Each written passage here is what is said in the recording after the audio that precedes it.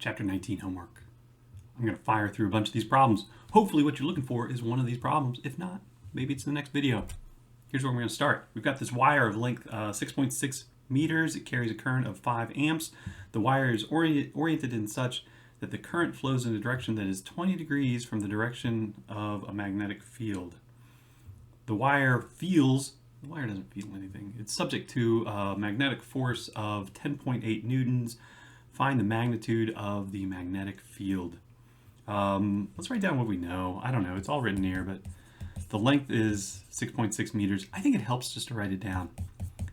Like, you can read it, but writing it down, it's like it gets ingrained in your head. Anytime you write an angle, always ponder it just a little bit. Make sure, is that the angle that I want, or do I need to do a little bit of manipulation on it to get it to what I want? The problem statement says that the current is flowing in a direction 20 degrees from the direction of the magnetic field. That's what I want. I want to know how that current flow is in relation to the magnetic field. So 20 degrees. That's perfect. That's what I want. All right. We've got a magnetic force of 10.8 newtons. Find the magnitude of the magnetic field. So we want something that relates. We've got the force of a wire on a wire, so it's relating magnetic field to the force on a wire, to the current and the length of the wire, and it accounts for the orientation of the wire to the magnetic field. That seems like a lot, except that it's right there. We've got that equation right there, but that's not it. That's not the equation that I used. No, because that doesn't have. That's a distance. That's the wrong equation. It's right there. There it is. It's the other, because that's B wire. I don't want B wire. I want F wire. It's right there. It's right there. So there it is. We got the force of the wire. We got the magnetic field, current, the length of the wire. We got the orientation. F wire equals BIL sine theta. That's the brother-in-law equation.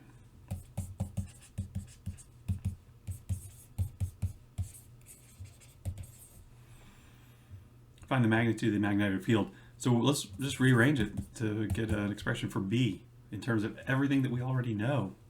So it's going to just be F wire over IL sine theta. And everything's just out of the box. Everything's the way we need it to be. So plug and chug. Piece of cake. Okay. What about this one? We got this rectangular coil of wire consisting of 23 loops. Who made 23 loops? They were big Michael Jordan fans, I guess. Each with a length of 0.15 meter. Each coil, so it's a rectangular coil, and the length, so the coil is going around. The length of that coil is 0.15 meters, and the width is 0.35. Usually the width is not as long as the length, but in this case the width is longer. The width is 0.35. And it's in the XY plane. That's handy. If the coil carries a current of 2 amps, what is the magnitude of the torque exerted by a magnetic field of magnitude 0.0235 Tesla directed at an angle 42 degrees with respect to the positive z-axis? Okay. All right. So if this is x, and this is y, and this is z. So our coil is in the XY axis. That's not very good. The magnetic field is directed at an angle of 42 degrees with respect to the z axis. So it's like this. This is B. Right? I wish I had drawn that better. I'm not sure I can draw it any better.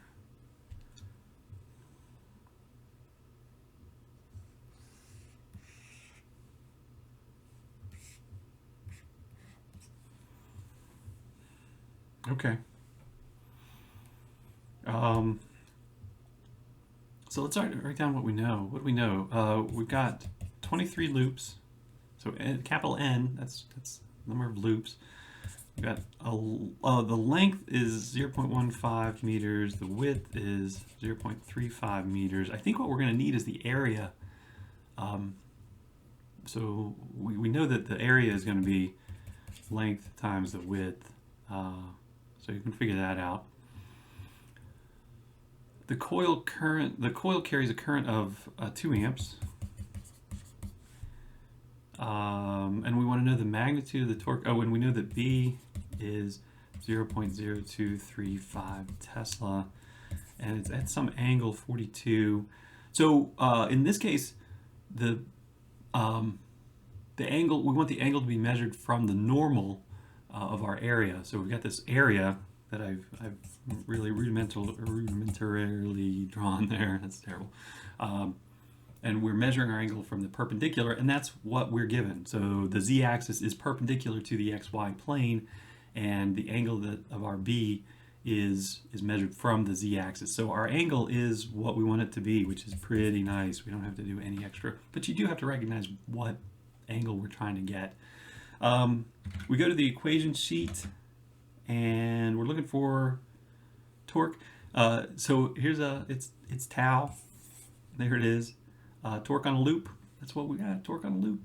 Notice we have tau up here in chapter 18. That's a different tau. That's the time constant for an RC circuit.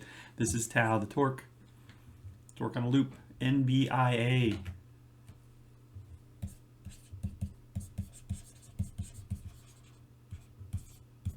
That's an I. You got N. You got B. You got I. You got A. Well, you don't have A, but you can compute A. Length times width. You got theta. Easy. Okay. A long wire carries a current of 0.781 amps. Find the magnitude of the magnetic field 1.2 meters away from the wire. So you've got this wire. You've got some current going through it. I is going to be 0.781 amps. And we're going to be, this point is 1.2 meters away. We're trying to find the magnitude of the magnetic field. To the equation sheet. All right. It's this down here. I think this is, I mistakenly identified that on a previous problem. But this is telling me the magnetic field from a wire. It's carrying some current, and we're some distance away from the wire. So that is it. Magnetic field from the wire is mu naught the my mind has gone blank. It's not the permittivity, it's the permissivity of free space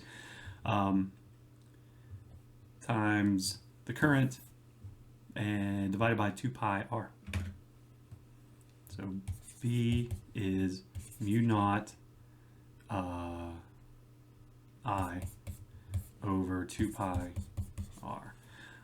Here's the thing about these equations that use the permissivity. I feel like I'm getting that wrong. Permissivity. My brain just went blank on it. Sorry. Look it up. Yeah. It just doesn't sound right. Notice that this is it's 4 pi times 10 to the minus 7. It's Tesla meters per amp.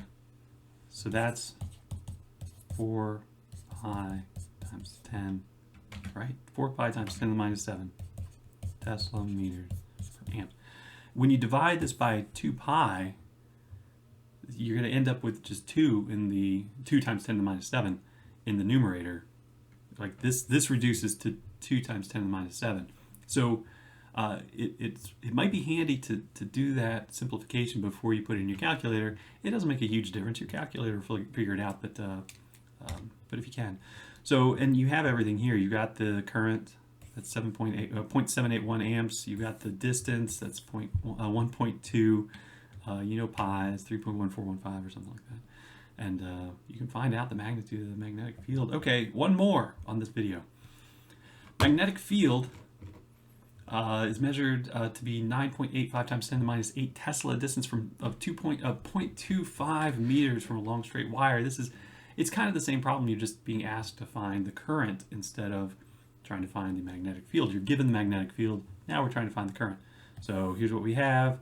I equals, I don't know why I keep wanting to write that A. We don't know what that is.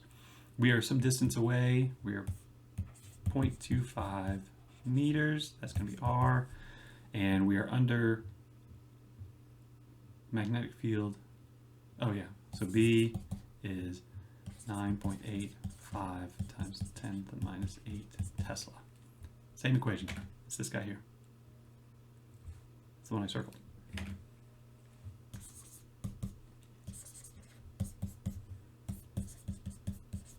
Except I'm trying to find I. So I'm going to solve that for I. I'm going to get 2 pi RB divided by mu naught. And I have everything. 2 pi R is 0.25, B is 9.85 times 10 to the minus 8. That's it. It's kind of like equation picking, but make sure you understand what's going on, and make sure, like, when you're working these, you're thinking, hey, what could he do on a test that would sort of throw a wrinkle into that and would really verify that I understand what this equation is doing and when to use this equation versus when to use this equation. They look similar. Just make sure you know. And if you don't know, ask. I'll answer your questions. But just let me know.